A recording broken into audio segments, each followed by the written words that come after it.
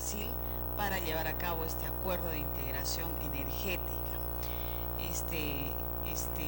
Este acuerdo, reitero, ha sido motivo de diversas observaciones y oposición, por lo que mañana se va a discutir estos compromisos, la necesidad de hacerlo, las ventajas, desventajas, me imagino, en un foro en el que el expositor principal es Pedro Gamio Aita, ex viceministro de Energía, que está con nosotros esta noche en Contrastes. Buenas noches, Pedro, bienvenido. Buenas noches, a sus órdenes. Bueno, entraremos directamente en materia. ¿Cuáles son estas implicancias para la macrorregión sur y para Arequipa concretamente?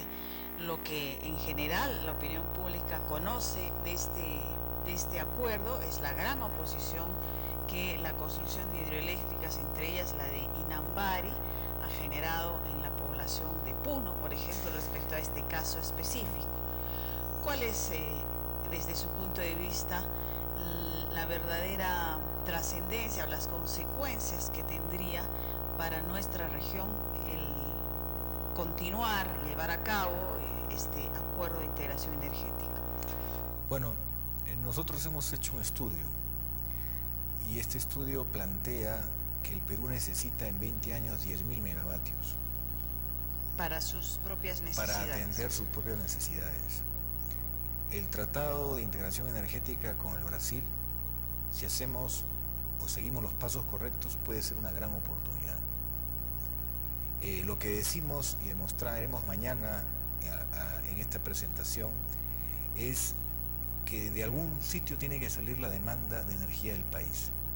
O repetimos el escenario de importar petróleo. No olvidemos que el año 2008 importamos 2.500 millones de dólares de petróleo o diésel. Eso implica exponernos a una tendencia cada vez mayor del precio del petróleo, lo que puede afectar seriamente la economía nacional. Significa ir contra la corriente que promueve una estrategia de mitigación frente al cambio climático, significa seguir contaminando nuestras ciudades. Si actuamos de una manera racional,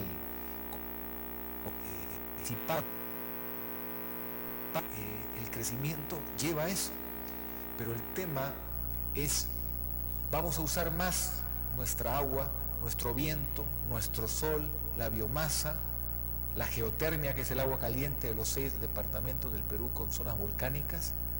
¿Vamos a usar más y mejor nuestro gas o vamos a seguir dependiendo de la importación del petróleo? La necesidad, 10.000 megavatios, es importante. Hoy en horas puntas llegamos a 4.400 megavatios.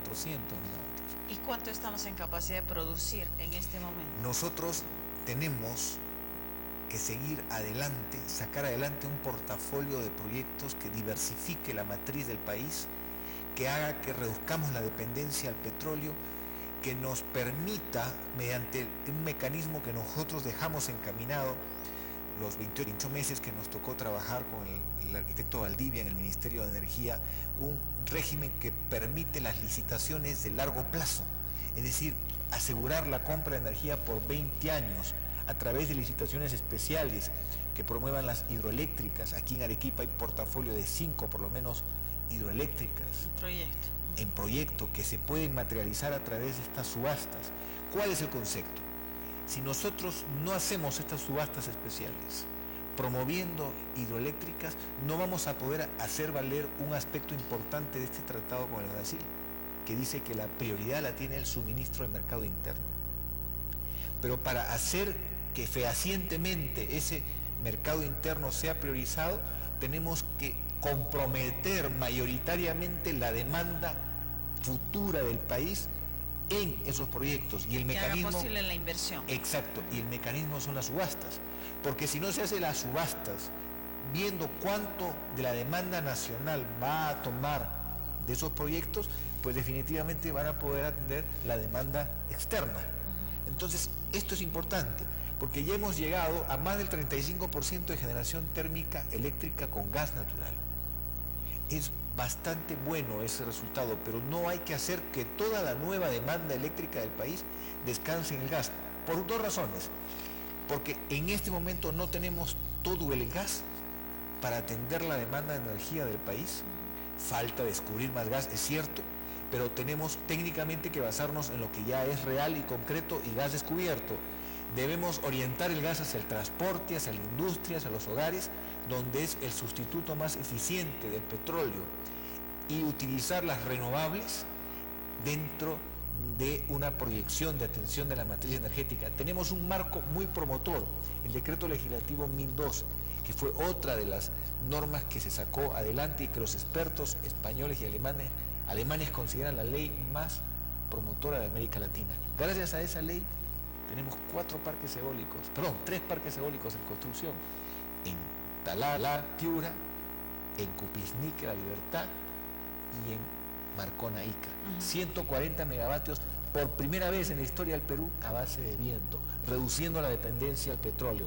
¿Que pueden hacerse más parques eólicos? Por supuesto, 22.000 megavatios de potencial. Estamos un poco yendo despacio. Podríamos ir más rápido en el tema de usar más las energías alternativas.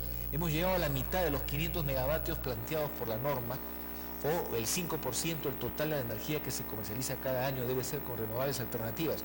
Tenemos 2 proyectos que aprovechan la biomasa, uno que trata la basura para producir energía por primera vez, y otro que aprovecha el bagazo de caña de azúcar. Bueno, ese es lo ideal, cambiar la matriz energética, depender menos del petróleo que hay que importarlo y que además es contaminante, en fin. Pero entrando un poco en la materia respecto al acuerdo de integración con Brasil, estas 6 centrales hidroeléctricas que contempla en la Amazonía, y según dice acá, hay un compromiso también de mantener una cuota de energía exportable a Brasil por 30 años. ¿Esto es así? ¿En qué medida compromete? Como usted decía, se va a priorizar el consumo interno, pero ¿hay un compromiso acá, sí o no? ¿Y cómo va a ser posible atenderlo y al mismo tiempo para el país, la demanda interna? Correcto. El tratado dice, el acuerdo dice claramente que se prioriza la atención al mercado interno. Pero eso no basta con la declaración del tratado. Si no hacemos subastas especiales para comprometer la demanda nacional para esos proyectos, ¿qué puede ocurrir? Que al no hacer esas convocatorias a licitaciones hidroeléctricas, la demanda que no compromete el país se va a comprometer afuera, si es que estos proyectos se materializan. 1. 2. Tenemos que diversificar nuestra matriz.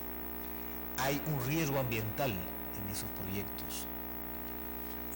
Lo técnico y recomendable, de acuerdo al estudio que hemos hecho, es aprovechar la cuenca occidental de los Andes, donde el impacto ambiental es menor, y muchos de estos proyectos califican para el mecanismo de desarrollo limpio, bonos de carbono. Se toma el punto de agua en la parte alta, se genera la caída de agua que permite la generación de electricidad, que puede ser un gran tubo, y aguas abajo se devuelve el agua y se entrega de manera racional a la agricultura, permitiendo el riego tecnificado, beneficio completo. Pero ese potencial es limitado. No tenemos la mayor parte de nuestro potencial en la parte de la cuenca occidental, sino la tenemos justamente en la cuenca oriental. Hacia la Amazonía. Entonces, allí hay que evaluar mediante un riguroso estudio de impacto ambiental que la producción de gases de efecto invernadero no sea mayor que utilizar una térmica a petróleo.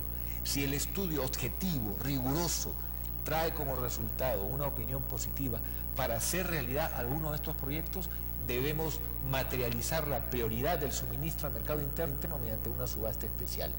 En pocas palabras, no se trata de hacer camisea como sea, que es un tema que hablaba hace unos minutos con una persona, sino se trata de hacer que este tratado, que implica una alianza para beneficiarnos de la economía de escala, porque la inversión es enorme para realizar estas obras, signifique, primero, no generar daño ambiental, que el saldo neto sea positivo en reducción de la producción de gases de efecto invernadero, pero por otro lado no dejar de atender con un suministro eficiente, sostenible, la demanda de energía del país frente a un crecimiento que demanda de 7 a 8 a 9% de crecimiento de la oferta eléctrica, para atender ese crecimiento país, y especialmente la región macrosur. ¿Por qué? Porque la región macrosur tiene de por medio toda una infraestructura que necesita construir para atender las necesidades futuras de la población. Pero, por ejemplo, el caso concreto de la hidroeléctrica de Inambari, que es una de estas 6 que serían, hay una gran oposición, también va a haber impactos sociales, no solo ambientales, porque hay una zona que está, pues, justamente es la que genera esta protesta, que va a ser inundada, en fin. Esos estudios se han hecho ya. Ahí arroja este balance que usted señala, nosotros previo para darle viabilidad. Nosotros lo que hemos hecho es evaluar el tratado, el acuerdo con el Brasil, las oportunidades y los temas que debemos cuidar como peruanos. Eso es este trabajo. En relación a cada una de las posibles centrales, porque en este momento no tenemos ninguna que haya pasado a la instancia de concesión definitiva. Todos son proyectos, incluso Inambari ya no tiene concesión. Se iba a volver, según la información que se ha hecho pública, a plantear el inicio del proyecto como concesión temporal de nuevo, porque lo habían perdido. Entonces, tiene que pasarse un riguroso examen de estudio de impacto ambiental. Ahí hemos expresado una opinión. Nosotros no estamos de acuerdo con esta iniciativa para patear para adelante los estudios de impacto ambiental. Nosotros creemos que la ley debe seguir como está hoy, que el estudio de impacto ambiental debe ser requisito para la concesión definitiva, porque no es coherente ni es bueno para el Estado peruano otorgar una licencia cuando el estudio no está aprobado. La licencia definitiva debe ir con el estudio ambiental, porque de esa manera no nos generamos contingencias con los inversionistas y hacemos que las cosas sean rigurosas. Si usted no hace un estudio de impacto ambiental... Y protegemos el ambiente, que efectivamente es el objetivo principal. Que sea de acuerdo a las exigencias y a los estándares internacionales recogidos en la ley peruana, usted no puede tener autorización definitiva. Eso es importante, pero tenemos que considerar el tema de la estrategia nacional frente al cambio climático, ¿no? Hoy día, de acuerdo al informe del Banco Mundial, concretamente el año 2009, el impacto en el Producto Bruto Interno del Perú de la contaminación es de 4.4%. ¿Qué significa eso? El costo que pagamos todos los peruanos que se enferman, por ejemplo, con la calidad del combustible en el transporte acá en la ciudad de Arequipa, donde se respira, tiene el particulado de azufre. Entonces, si las criogénicas traigan el gas natural licuefactado, que podría atender la flota de taxis de la ciudad de Arequipa, podría empezar a atender la pequeña industria de Arequipa. Las ciudades del interior de España, de los Estados Unidos, son atendidas con gas natural por sistemas de transporte virtual. La ley marco de promoción de energías renovables autoriza a los gobiernos regionales a promover la cartera de proyectos de energías alternativas. Se puede hacer muchísimo por darle calidad de vida a nuestra población diversificando la matriz energética. A propósito de este acuerdo de integración energética con Brasil y el tema del gasoducto y en general el consumo energético en el país, se dice siempre que el Perú no tiene una política energética coherente, que se han ido tomando las decisiones por la coyuntura o por intereses de grandes empresas. En el caso del gas se dice eso, y también acá, por ejemplo, se dice que Brasil va a salir ampliamente beneficiado. Es posible que los propios capitales brasileños participen en estas subastas y luego de alguna manera prioricen, no sé, la exportación de la energía.